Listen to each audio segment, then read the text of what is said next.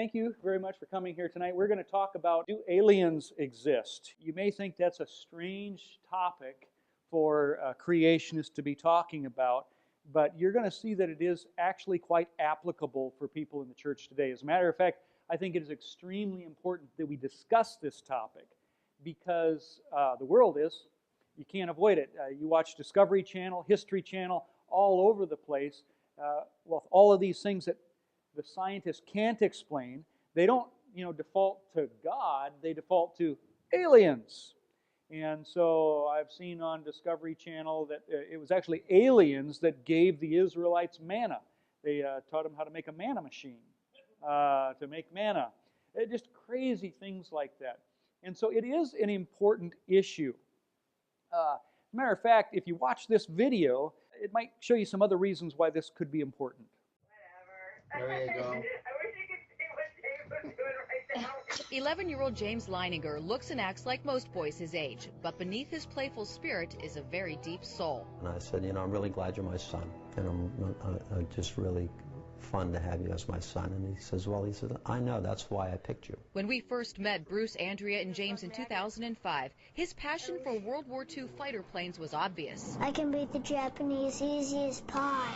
The fascination began when he was a toddler. The pilot put him on? James seemed intimately familiar with the aircrafts. He started doing these little drawings of airplanes shooting at other airplanes or being shot down. Bombing ships, you see men parachuting. Here's another one where planes are dropping bombs. This is a carrier. The violent drawings were followed by extreme night terrors. He would just be crying. He'd say, airplane crash on fire, little man can't get out. He laid on his back and kicked up at the ceiling, and he goes, Mama, the little man's going like this. And he laid on his back and kicked his feet up. The little man's going, ooh, ooh, ooh, ooh, ooh, ooh, can't get out. And I said, well, who's the little man, baby? And he goes, me. I thought Bruce and I were just going to faint. They questioned, what kind of plane? Corsair. Why did your airplane crash? My plane was shot down. Who shot your plane? He looked at me like I was a village idiot. He said, the Japanese. Where did he take off from a boat? Do you remember the name of your boat? He said Natoma. And his name? He always said James, but his name is James. Stunned by his son's words, Bruce tracked down veterans of the USS Natoma Bay. I wanted to disprove it. Columbus, Ohio native Leo Pyatt served on the ship. He asked a few questions about, did I know some of the people? Oh yeah, I remember those people. Yes, there was a Jim Houston, a rather large shell.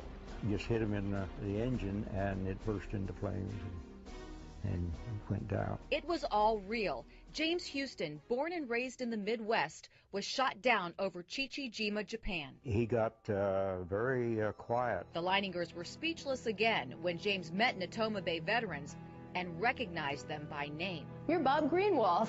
I'm serious. He'd never met Bob Greenwald? No, he'd never met him before. They tracked down James Houston's sister, Ann. And he goes, it's not Ann, it's Annie. She wasn't my oldest sister. I had an older sister than that. And I said, you did? Who was that? And he goes, Ruth.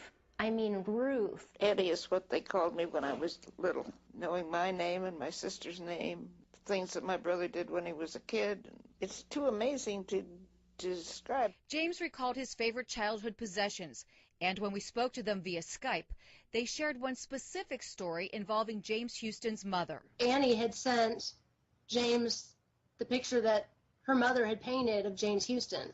And when James got it, he called Annie to thank her, and he said, where's the one Mom painted of you?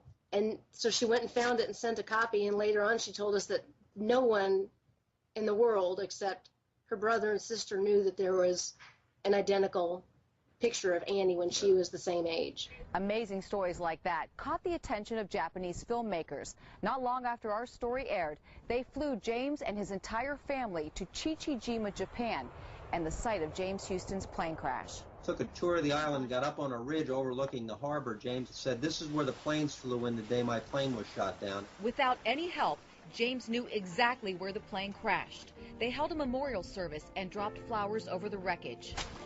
And James just got so emotional and just lost it. And it was just the most heart-wrenching thing. But when it was over, it was cathartic. You know, it still gives me goosebumps to think that we actually got there and we were there and we were able to close the loop, especially for James, that it was something really important to him. And when they returned, the death and destruction pictures were replaced with this. There's dolphins and there's the Japanese ship has its flags flying. At James's urging, they put all of this and many more incredible stories on paper and published this new book, Soul Survivor. I hope that it helps people understand the meaning of how precious life is, how fast it can just blow away. The Leiningers say they aren't promoting reincarnation. Before James, they didn't believe in it. And I really believe that there's a purpose to this story, and that the God that created us wants this story told. And I also hope that it opens people's eyes up to reincarnation. You do? Yeah, I hope it opens people's eyes up to the fact that reincarnation can happen. It is a possibility. It's not a lie. Suzanne Stratford, Fox 8 News.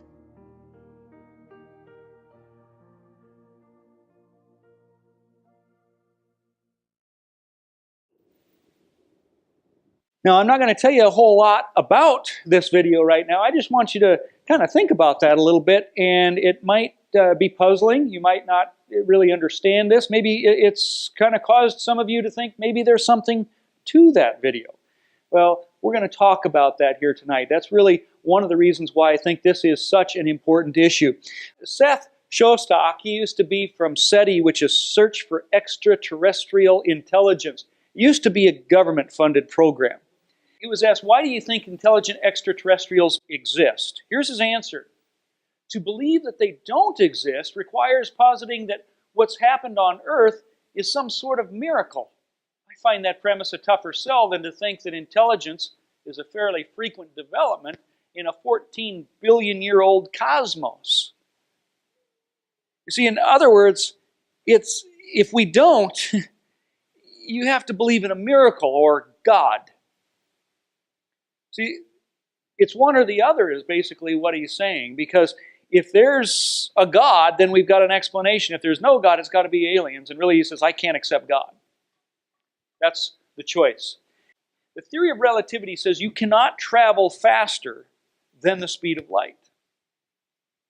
In order to move something the size of a pea, not very big at all, to just half the speed of light, the power and energy it would take to get that pea to 50% of speed of light is 2.2 Hiroshima bombs. We're talking an incredible amount of energy needed to get something the size of a pea even to move that fast. Speed of light's 186,000 miles per second, not hour, per second. At that speed, it can circle the Earth 7 times in 1 second. That's how fast the speed of light is. You'd pass the moon at that speed in 2 seconds. It'd take you 4 minutes to get to Mars, 5 hours to Pluto, and 40 times further than the sun is how far Pluto is. So to give you some perspective there. The closest star, 4.2 light years away. A light year is how fast light goes in a year. It's a distance, not a measure of time, by the way.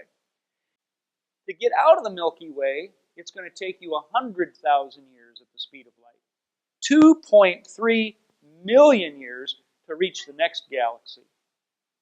20 million years to the one after that. In other words, what I want you to see is when we're dealing with space and where aliens are supposed to live, with tremendous distances. Distances that are unrealistic, ultimately. There are so many stars that it would take you an entire lifetime and way beyond, about 700 years, to count them 24 hours a day, 7 days a week. They estimate, I think it's 10 to the 22nd power of stars. You might have heard things like LGM-1. They name these pulsars and different things like that. They called it LGM-1. NASA named it that. Why? Anybody know? Well, it stands for Little Green Men. Yeah. What I want you to know is that NASA has a very backwards philosophy a very backwards motivation to so much of what they study. Now, I'm not saying they don't do some good. I'm not saying that we can't gain some information and knowledge from them. What I'm saying is the driving force behind what they do is twisted. And a big part of that is they are looking for where life began. They are looking for life on outer space planets. That's why we have things like little green men, naming things after this kind of idea that there are aliens out there. As speed increases, mass increases. So what that means is, even in space, the more mass you have, the more thrust you're going to need in order to propel it.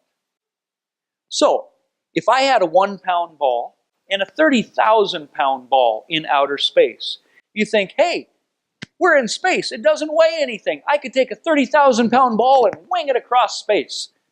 No. Why? Because mass matters. Yes, you could take a 1-pound ball and wing it. But even though a 30,000-pound ball doesn't weigh anything, it has mass. And mass matters. You can do that, but you're going to be the one that's going to go away. So even in space, we kind of have a different idea of what, weightlessness means and that kind of thing. It does matter. So to propel that 1-pound ball, rather than throwing it, but to get it to half the speed of light, it's going to take the equivalent of 98 Hiroshima bombs. A 1-pound ball, not a pea that took 2, now a 1-pound ball, 98. So you can see we're dealing with some amazing amounts of energy here.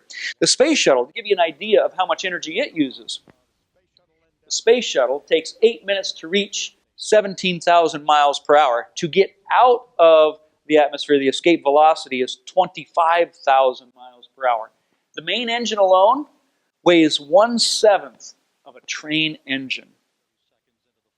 That's incredible technology. But it needs the same power as 39 locomotives. So it is impressive. The turbo pump on the main engine can drain a pool, an average pool of fuel, in 25 seconds. The 3 main engines and the 2 rocket boosters will generate 7.3 million pounds of thrust at liftoff.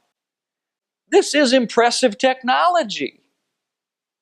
But it doesn't even come close to what we need for space travel. You can even look at America's first manned rocket, the Redstone rocket. It produced 78,000 pounds of thrust, which is just 1%, just a little over 1% of what the space shuttle has. So you can see it's improved greatly. If you would convert heat energy to electric power, the 2 boosters of the space shuttle running for 2 minutes uses enough electricity to produce 2.2 million kilowatt hours. That's enough to take 87,000 homes and power them up. 87,000 for the entire day. Now this pales compared to what we really need to get to space travel. 50% of light speed to get the space shuttle up to that would take 23 million atomic bombs. To get it to 90%, you're looking at 73 million. We're already in an energy crisis, aren't we? We're talking about, we're running out of fossil fuels, we need wind energy, we need solar, we're running out of energy. Do you really think that we're going to be able to get something to go that fast to do space travel? Not with the technology we have, not even improving the technology we have. There's no way, because that's enough for 351 years of the entire United States energy. So, we've got a problem. If there are aliens out on these stars and planets, which is what they're saying, how are we going to reach them? All right, we'll come back to that again in a minute. The Apollo spacecraft took 3 days to reach the moon. It would take 870,000 years to reach the first star. Now, because of this obvious problem, this is why they dream up things like warp speed, hyperspace, wormholes. If you watch Star Trek or Star Wars, you're familiar with those words. As a matter of fact, even if you don't watch those, you're becoming familiar with those words. It used to only be Star Trek, but now it's so-called science. We throw the words in science, but is this even a possibility? Some would say yes. I think it's the Tesla guy that's working on some warp speed or something like that too. But I'm telling you guys, this isn't happening. It is not happening. What is a wormhole and that type of thing? Well, imagine if you took a piece of paper. On one end of the piece of paper, you have the letter A. On the other end of the piece of paper, you have the letter B. An 8.5 by 11 piece of paper, it's 11 inches to get from A to B. But what if I could fold that piece of paper? Now, to get from A to B, it's just a little tiny space. All we have to do is fold space. And then all we have to do is create a wormhole to travel through to get from point A to point B. Voila! Space travel. Voila! Imagination. We cannot fold space in this room, let alone fold space in space. We can't create a wormhole. Okay, and really, even the theoretical science behind this is nonsense. But this is what we have to do in order to go meet aliens. So, aliens must come to us. So we've been sending out messages and all of these kind of things, trying to attract aliens to come to us, of course. Now, I don't know why you would want to. If they can meet you, why would you want to meet them? What are you going to show them? The V8 engine? Hey, look at this. What are they going to want to do with you? Nothing, except for kill you, probably, right? There is absolutely no need for them to reach you. You should be scared to death. But what we see in all these movies like Independence Day and others where the aliens are coming and there's all these people that they come up to the top of the high buildings with their signs, welcome, we're so excited to have you. And then they kill them. It's like, you should have seen that one coming. You shouldn't want to meet them because their technology would be so far advanced, there's nothing they're going to want with you. We even have things like the redshift of light that's all around us. Now, what's interesting about that is the redshift of light indicates that we seem to be at the center of something. Evolutionists don't like to talk about this because that means we are kind of in an important location in the universe. A special location. But you see, we're supposed to not be special. We're just supposed to be another accident, just like all the other billions of stars and the planets that could be out there. We're not special. No, everything that we study in science says we are special. Not only our location, but even the ability to have life on this planet, the anthropomorphic issues. Everything is just right. The spin, the distance from the sun, the atmosphere, what's in the atmosphere. Everything is just right. So we are special. But you see, if there are life on other planets, you're not special, you're just another one of those. The search for extraterrestrial intelligence, Robert Jastrow, he used to say this, the universe is billions of years older than Earth. And the reason, therefore, that we haven't been able to contact aliens is that they've had billions of years longer to evolve. They have simply evolved to invisibility. That's why you can't contact them or see them. They're just a highly evolved species. Evolved to invisibility. Now, this is kind of transferred into the religious realm of people like Shirley MacLaine, okay, and the New Agers of the time, and the seances. You see, when you contact these spirits, they're really not spirits. That's supernatural, biblical, religious stuff. We don't talk about that. They're really not spirits.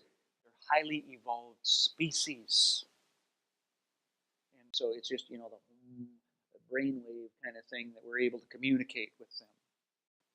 Not spiritual, it's just scientific. Well, that's really not scientific because it's not observable to prove that, but that's the kind of line that they're trying to say. It's interesting to me that there is nothing more complex on this earth than DNA. DNA is remarkable. Each one of you have about 2 tablespoons of DNA in your body.